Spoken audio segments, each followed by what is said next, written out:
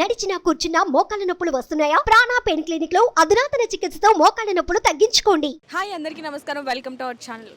కుర్చీ తాత కనిపించట్లేదని చెప్పి వారం నుంచి ఒక వీడియోలు వైరల్ అవుతూనే ఉన్నాయి. అసలు ఎక్కడికి వెళ్ళారు ఏంటని మనం వాళ్ళ ఇంటికి కూడా వెళ్ళాం, అక్కడ కూడా ఆయన కనిపించలేదు. సో ఆయన వెతుక్కుంటూనే మనం వచ్చామన్నమాట. ఇక్కడ మనకి రోడ్డు మీద అయితే కనిపించారు. సో అసలు ఏమైంది ఏంటి, అలాగే మహేష్ బాబు గారు నటించిన గుంటూరు కారం మూవీలో కూడా ఒక సాంగ్లో ఆయన డైలాగ్ ఉండడం జరుగుతుంది. అయితే ఆ సినిమాలో కూడా ఆయన ఉన్నారా లేదా అనేది పూర్తి వివరాలు కూడా ఇప్పుడు ఆయన మనతో ఉన్నారు, ఆయనతో మాట్లాడతాం. నమస్తే తాత. నమస్తే అమ్మా. ఎలా ఉన్నారు? మీకు ఆరోగ్యం బాగాలేదని చెప్పి విన్నాము, హాస్పిటల్కి వెళ్ళారు పొద్దున్నే అని చెప్పి. అసలు ఏమైంది మీకు? లైట్గా దమ్మొస్తుందమ్మా. ఇతను వైజాగ్ సత్య గారు నా మిస్సెస్ హాస్పిటల్ తీసుకెళ్ళిండు. పొద్దున వెళ్ళినాము, ఇప్పటి వరకు కూడా వాళ్ళు వీళ్ళు పిలిస్తే ఏదో ఇంటర్వ్యూ చేసుకుంటున్నా.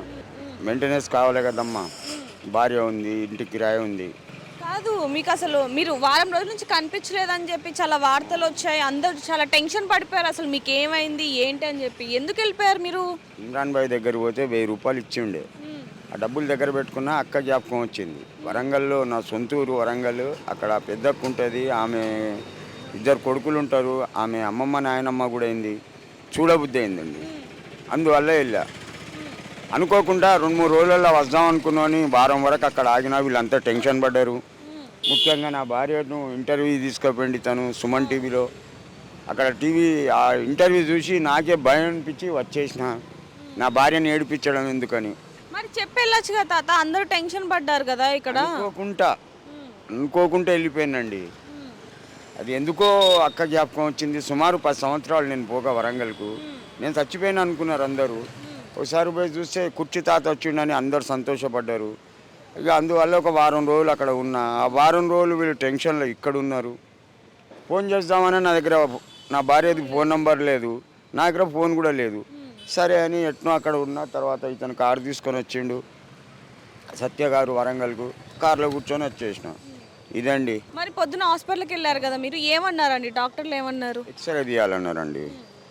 ఎక్స్రే తీయాలన్నారు. నాకు తిండి కూడా పోవడం లేదు. మామూలుగా ఇంత తింటే ఎనఫ్. ఆకలి అవుతుంది కానీ అన్నం పోదు. ఏం చేయాలి అని చెప్పని హాస్పిటల్ తీసుకుపోయిన పొద్దున 2. ఇప్పటివరకు నాతోటే ఉన్నారండి, ఇప్పటివరకు. అయితే ఇంకోటి ఏంటంటే, ఇప్పుడు మీరు ఒక కుర్చీ మడత పెట్టి అని చెప్పి ఒక పదం వాడడం జరిగింది. అయితే ఇప్పుడు దాన్ని గుంటూరు కారం మహేష్ బాబు గారు నటించిన ఒక సినిమాలో పాటను కూడా పెట్టడం జరిగింది. ఆ విషయం మీకు ముందే తెలుసా? వాళ్ళు అడిగారు మిమ్మల్ని? ఒకటండి, ఇదే సత్య గారు మొబైల్లో చూయించిండ్రు ఆ పాట.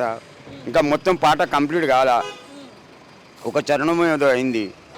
ఒకవేళ అతను నాకు కలిస్తే అతన్ని ఏమన్నా, ఒకవేళ డ్యాన్స్ చేయమంటే చేస్తానండి. అతన్ని ఏమన్నా, ఒకవేళ పిక్చర్ రిలీజ్ అయిన తర్వాత పోయి కలుస్తా. అంటే మిమ్మల్ని ముందే అడగడం కానీ అవి ఏమైనా జరిగాయి? ఈ సినిమాలో ఈ పాటలో ఇది పెడతాను అని చెప్పి మీకు నన్ను కాంటాక్ట్ అయ్యారు. తమన్ గారు మ్యూజిక్ డైరెక్టర్ ఉన్నారు కదా, ఆయన నన్ను కాంటాక్ట్ అయ్యారు. నేను ఈయన్ని ప్రసాద్ ల్యాబ్స్కి తీసుకెళ్ళాక ఈయన వాయిస్ తీసుకున్నారు. ఇది సినిమాలో పెడుతున్నామని అడిగారు. పెట్టండి సార్ అని అన్నాం. మ్యూజిక్ డైరెక్టర్ తమన్ గారు. నేను తీసుకెళ్ళాను, నిన్ననే కల్పించిన ఆయన ఈయన ఓన్ వాయిస్ తీసుకున్నారు నిన్న. తీసుకున్నాక ఇంకా మరి మహేష్ బాబుతో కూడా ఈయనకి డ్యాన్స్ ఉండే, కాకపోతే ఈయన 7 days మిస్సింగ్ అయిపోయినారు వరంగల్. వాళ్ళ అక్కకు బాగాలేదని వెళ్ళిపోయారు. మాకు ఎవరు చెప్పలేదు, వాళ్ళ మిస్సెస్ కానీ నాకు కానీ ఎవరు చెప్పలేదు. సో మేము ఒక ప్రముఖ యూట్యూబ్ ఛానల్లో ఇంటర్వ్యూ ఇచ్చాము, ఇలా కనిపించలేదని. వరంగల్లో ఉన్న నా ఫ్రెండ్స్ వాళ్ళు నాకు కాల్ చేశారు, ఇక్కడే ఉన్నారు, రైల్వే స్టేషన్లో పడుకున్నారంటే అప్పుడు ఇమీడియట్గా కార్ వేసుకుని వెళ్ళి తీసుకొని రావడం జరిగింది. అక్కడ నుంచి డైరెక్ట్గా ఆ కారుతో డైరెక్ట్గా తమన్ గారిని డైరెక్ట్గా కలిసాము మేము వెళ్ళి. ఆయనకి ఆర్థికంగా సహాయం కూడా చేశారు. సో సినిమాలో కూడా ఈయనకి ఛాన్స్ ఉంటే మిస్ చేసుకున్నాడు. నెక్స్ట్ త్రివిక్రమ్ గారి ప్రాజెక్ట్ వేరే ఉంది, అల్లు అర్జున్ గారిది. అందులో మా ఇద్దరు కూడా అవకాశం ఇస్తా అన్నారు.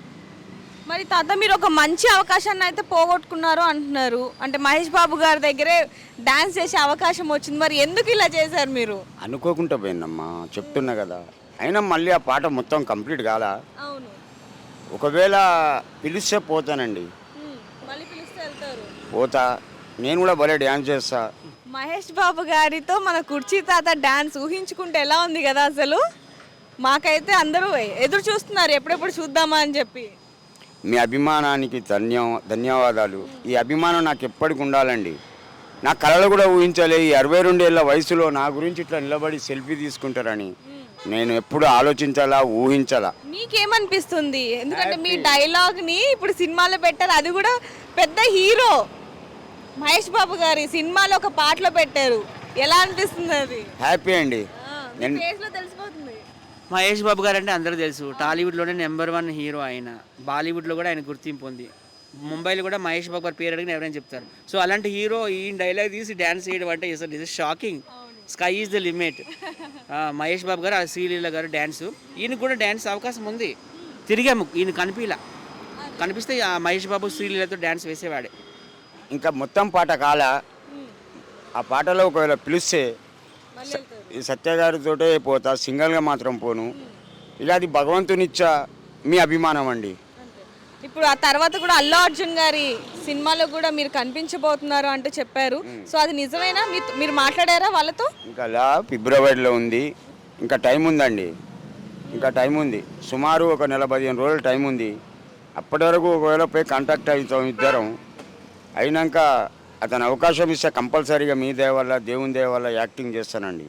ఎప్పుడు యూట్యూబ్లో కనిపించే మన కుర్చీ తాత ఇప్పుడు సినిమాలో స్టార్ హీరోల మధ్య కనిపించబోతున్నారు. ప్రతి ఒక్కరు కూడా మీ సినిమా కోసం వెయిటింగ్. నేను మళ్ళీ చెప్తున్నా, అది నాకు భగవంతుడు ఇచ్చిన వరం, మీ అభిమానం. ఈ అభిమానం నాకు ఎల్లకాలం ఉండాలండి. నేను డబ్బులే సంపాదించాలనుకుంటే నాకు 4 కోట్ల చిల్లర అభిమానులు. ఒక్కొక్క రూపాయి ఇచ్చిన ఇలాంటి బిల్డింగ్ ఒక్కటి కడతానండి. కానీ నాకు డబ్బులు ఆశలా, సిన్సియర్గా ఉంటా, సిన్సియర్గా సింపుల్గా ఇట్నే ఉంటా. ఎక్కడైనా కలిస్తే నమస్తే తాత అనేటట్టు ఉంటా, కానీ చీ తాత అనేటట్టు ఉండా. కాదు, మరి ఎందుకు ఈ మధ్య ఎక్కువగా మీరు తాగుడికి బానిస అయిపోయారు? అది టెన్షన్. కొడుకులుండి వేస్ట్. అగో భార్య కారులో కూర్చుంది, ఆమెను చూడరు, నన్ను చూడరు, 3 కొడుకులు. ఎందుకండి? ఏమైనా డబ్బు ఎంతనిస్తా?